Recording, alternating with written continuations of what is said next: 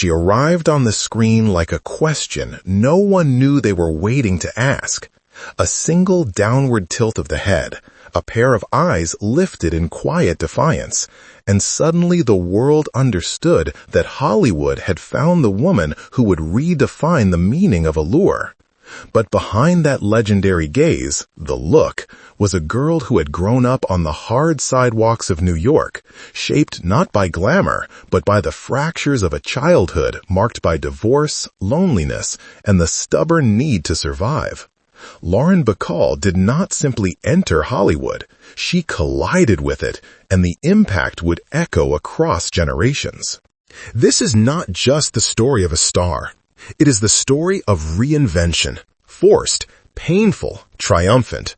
Of a young model molded by Howard Hawks into what a studio believed a woman should be, even as her own identity quietly resisted the sculptor's hands.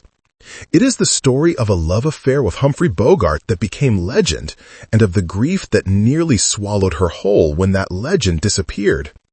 It is the story of a proposal from Frank Sinatra that shattered almost as quickly as it began, of battles with studio executives who punished her for being outspoken, of political courage in an era when courage had a price. And it is the story of a woman who, when Hollywood tried to silence her, walked onto a Broadway stage and carved out a second crown with her own voice. To understand Lauren Bacall is to understand the beautiful contradictions of Hollywood's golden age, the light and the shadows, the triumph and the cost. This is the journey of the woman behind the gaze, the woman who learned painfully and brilliantly that fame is only noise, and truth is the life she built beyond it. Long before Lauren Bacall stepped into the light of a Hollywood soundstage, she was simply Betty Persk, a child navigating the noisy heartbeat of New York City. Born in 1924 to Jewish immigrants, her early years carried little of the glamour that would later define her. The first fracture in her life came when her father walked away. She was only 6. The absence became a permanent shadow, one she rarely spoke of, but never escaped. Her mother worked tirelessly, raising her alone, instilling in her a fierce independence that would shape every chapter of her life. As a teenager, Betty dreamed of acting, but found doors closed before she could even knock. Her voice was too deep, they said, her face too unconventional.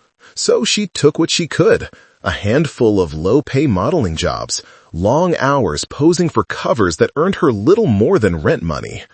Yet even in those quiet struggles, there was something magnetic about her, an intensity in the eyes, a presence that lingered after the camera clicked. She did not know it yet, but the world was preparing a place for her. That place found her in 1943, when a single magazine cover caught the eye of Slim Hawks, the striking and perceptive wife of director Howard Hawks. Slim saw in the young model not just beauty, but potential, raw, untamed, waiting to be shaped. She brought Betty to her husband, who decided almost instantly that he could transform the inexperienced girl into a star. But transformation came with a cost. Howard Hawks did not guide, he sculpted. He changed her voice, lowering it through hours of training until it carried that smoky resonance the world would eventually adore. He corrected her posture, slowed her movements, taught her to command space without effort. Everything from the tilt of her chin to the cadence of her sentences became part of his design. Betty Persk was being erased, replaced by the woman he believed Hollywood needed. It was a strange, disorienting process. Part of her wanted this new identity, this promise of something greater than the cramped apartments and endless modeling calls. But another part, quieter and truer, felt the weight of becoming someone she did not fully recognize. Slim Hawks, once her champion, began to look at her with a flicker of envy, sensing that the girl she discovered might soon eclipse her. And then came the name. Howard Hawks told her that Betty lacked presence. Lauren Bacall, he said, sounded like a woman who belonged on a screen 20 feet tall. With that, the final piece of the persona was set. Betty Perskay vanished. Lauren Bacall was born. The transformation was not merely cosmetic. It altered the way she saw herself. She was learning to move with deliberate stillness, to speak with gravity beyond her years, to carry within her an aura of mystery that others would interpret as confidence. But beneath the newly crafted exterior was a young woman still unsure, still searching for solid ground. Hollywood would soon welcome her with open arms, but not gently.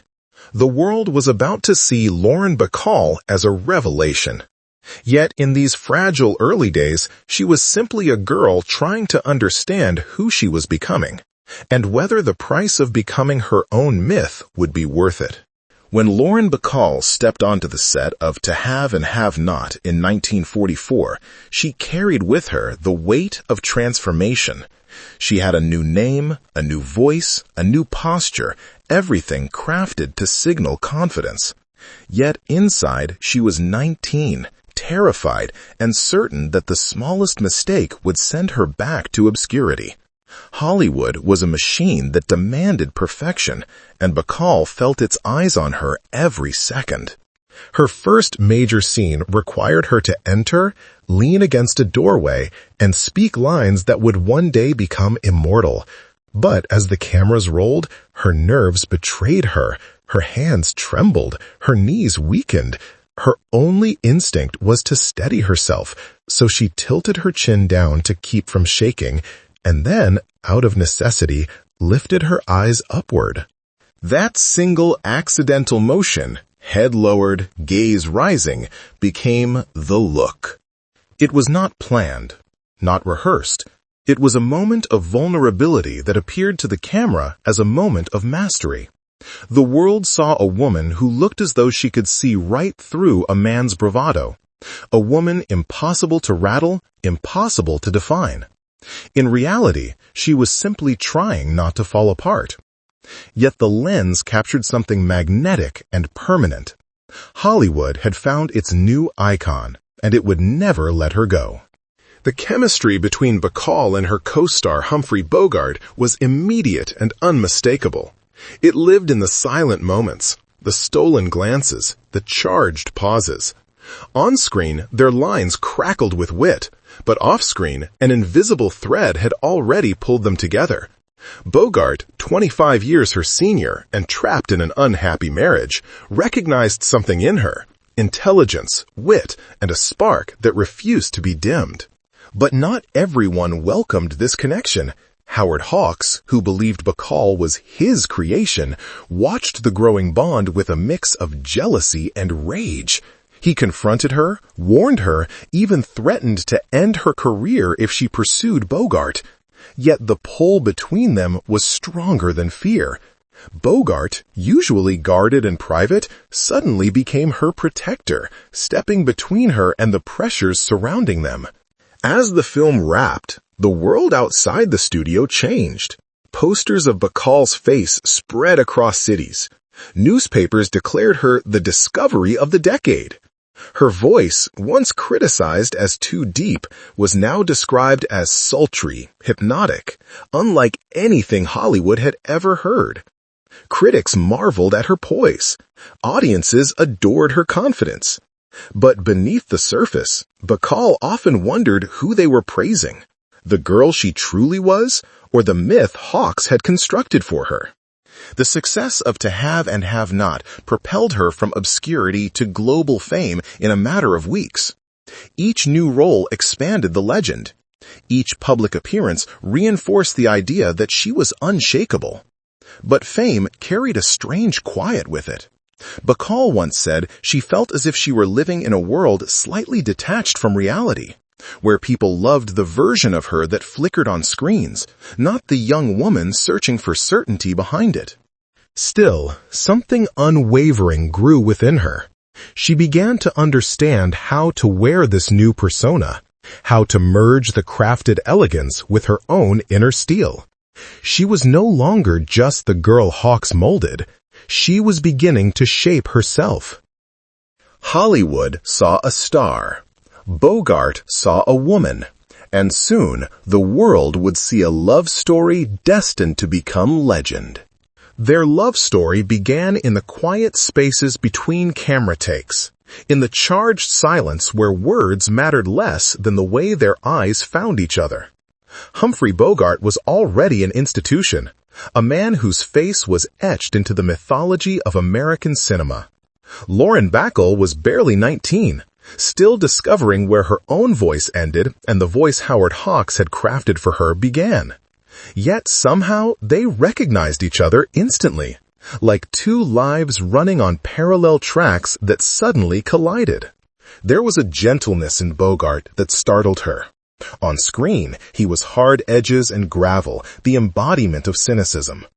Off-screen, he spoke softly, with an unexpected kindness that made her feel seen in a way no one else had. He sent her notes during filming, simple lines, sometimes teasing, sometimes tender. They were not dramatic declarations, just quiet affirmations that he understood her fear, her excitement, her sense of being overwhelmed by a world she had only just entered. Those letters would later become part of their legend. But the world beyond the two of them was not kind. Bogart was married, and Hollywood did not look fondly on blurred lines, at least not when the cameras weren't rolling. Howard Hawks confronted Bacall more than once, accusing her of betraying him, of ruining his plans. He warned that Bogart was only using her, that she was foolish to trust a man twice her age. Bacall listened, but her heart had already made its decision. Bogart, too, struggled with the weight of responsibility and desire, but the gravity between them refused to loosen. When Bogart finally divorced and married her in 1945, their union became Hollywood's most celebrated love story. They were magnetic opposites. She, young and sharp, he, weathered and wise. Yet they shared the same dry humor, the same stubbornness, the same sense that fame was fleeting, but love, if nurtured, could endure. At home, they cooked together, laughed together, and built a life that felt remarkably ordinary for two of the most famous faces in America. Bacall later wrote that Bogart was the first person who ever made her feel safe. But nothing in Golden Age Hollywood stayed untouched by tragedy. Bogart fell ill in the mid-1950s. Cancer was a word whispered in corners, never acknowledged directly, as if avoiding it would keep death at bay. Bacall watched the man who had once dominated every room grow frail, his voice, once so unmistakable, reduced to a whisper. She slept on the floor beside his bed so she could be near him when he woke. Their last conversations were quiet, stripped of glamour, filled with the honesty of two people who knew their time was slipping away. Before he died, Bogart wrote her one final letter, short, filled with affection and gratitude, urging her to live, to move forward, to find joy even without him. When the moment came and he was gone, Bacall's world collapsed. Hollywood tried to move on quickly, but she could not. For months, she wandered through her days like a ghost, unable to reconcile public expectation with private devastation. She placed Bogart's final letter inside his coffin, a gesture she never spoke of publicly for years. It was her last gift to him, a promise that his words, his love, would remain with him in the quiet that follows the applause. The world remembers their romance as flawless, immortal, but the truth was far more human. Love made her shine. Loss carved her into someone deeper, more resilient, yet forever marked by the cost of loving a legend. Grief does not end. It reshapes. For Lauren Bacall, the world after Bogart's death felt like a hollow set, lights still shining, cameras still pointed at her, but the script she had lived by suddenly gone. In public, she was poised, dignified, the widow of Hollywood's greatest leading man. In private, she broke in quiet, controlled ways. A forgotten meal left untouched, a cigarette burning down between her fingers, a silence in her home that echoed louder than applause. Hollywood did not pause for her mourning. The studio system of the 1950s had no patience for fragility, especially from women. Executives murmured behind closed doors that Bacall had become emotionally unreliable. Roles that once arrived in waves now trickled, then evaporated. She was still beautiful, still magnetic, but grief had marked her, and Hollywood liked its women polished, not wounded. In this vulnerable moment, Frank Sinatra entered her life like a burst of energy she had not expected. Sinatra was relentless, charismatic, a man who lived in extremes. He saw in Bacall not the widow everyone pitied, but the woman beneath, the sharp mind, the wit, the resilience. Their relationship ignited quickly, fueled by mutual loneliness and an understanding of what it meant to live under intense public scrutiny. For a brief moment, Bacall believed she had found something like a second chance. Sinatra proposed. It was impulsive, passionate, a collision of two lives still trying to outrun their own shadows. But before they could decide how real their future might be, news of the engagement leaked to the press, something Sinatra despised more than betrayal. Within days, he retreated completely, cutting her out without explanation. Bacall later described it as a wound she never fully healed from, a pain not of lost love, but of being discarded at her most fragile moment. Meanwhile, the Hollywood machine tightened its grip.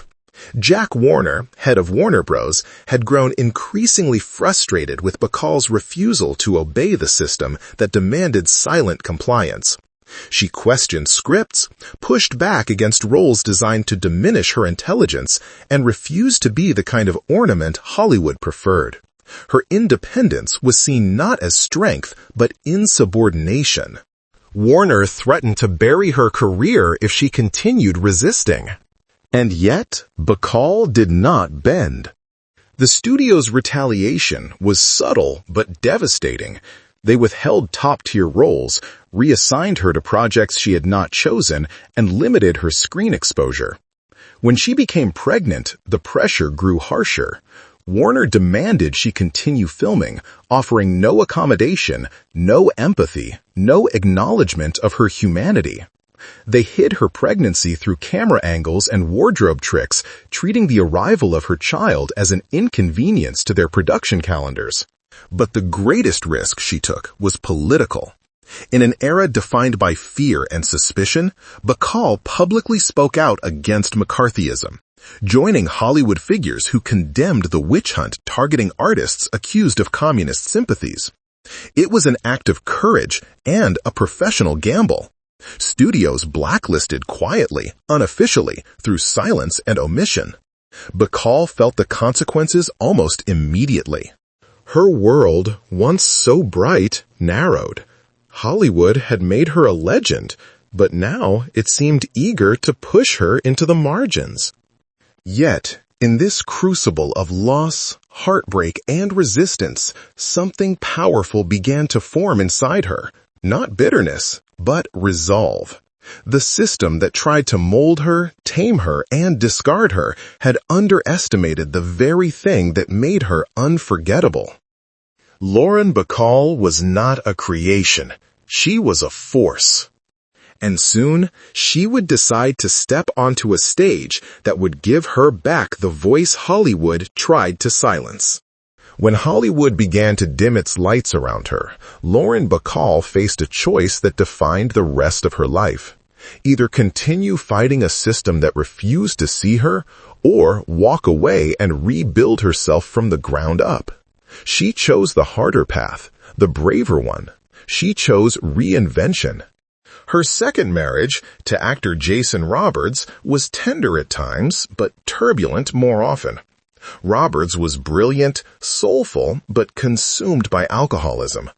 Bacall, still carrying the scars of loss, tried to save him, driving him to rehab, shielding him from the consequences of his addiction, holding together a home that was constantly on the edge of collapse.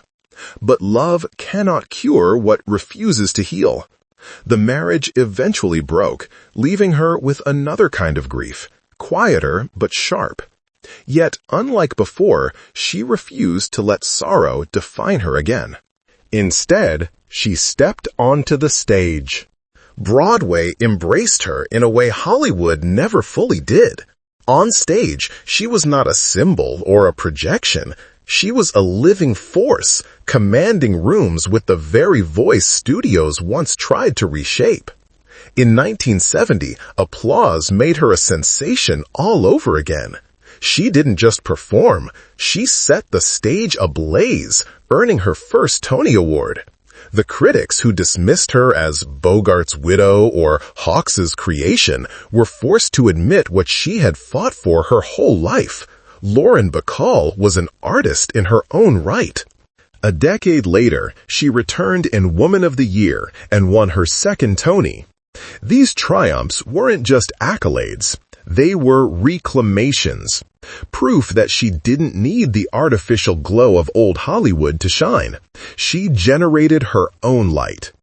As she grew older, Bacall became startlingly candid about her journey.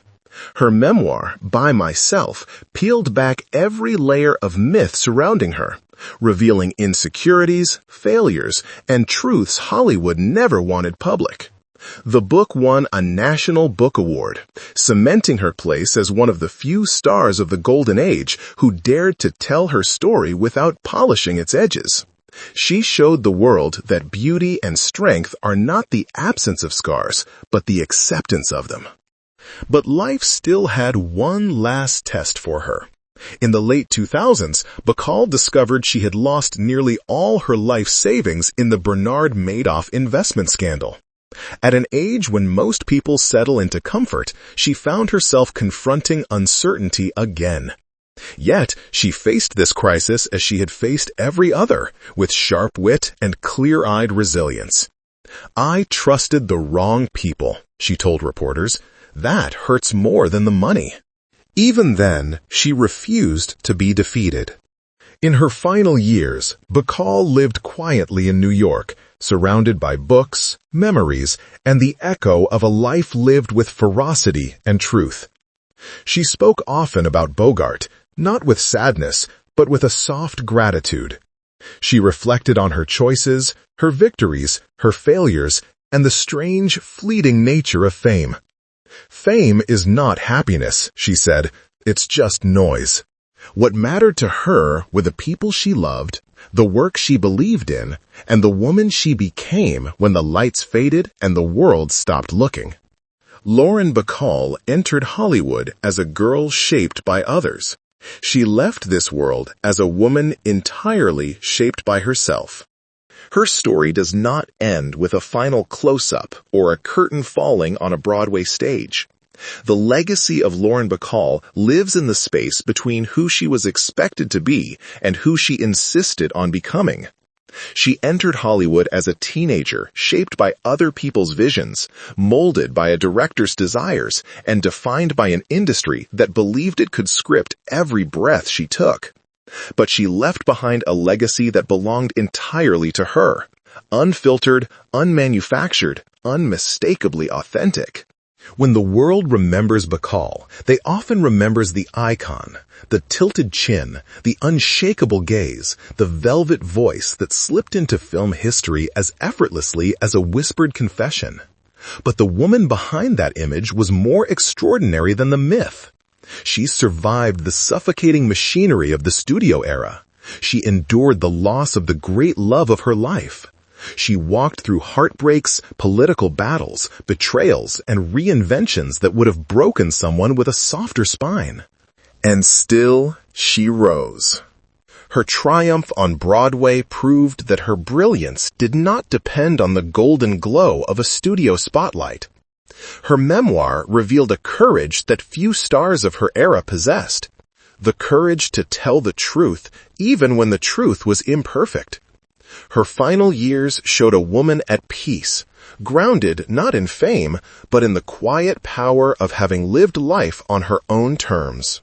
Lauren Bacall once said that all she ever wanted was to be myself, and for that to be enough. In the end, it was more than enough. She was the last great voice of a bygone Hollywood, and long after the lights dim, the echo of that voice will remain.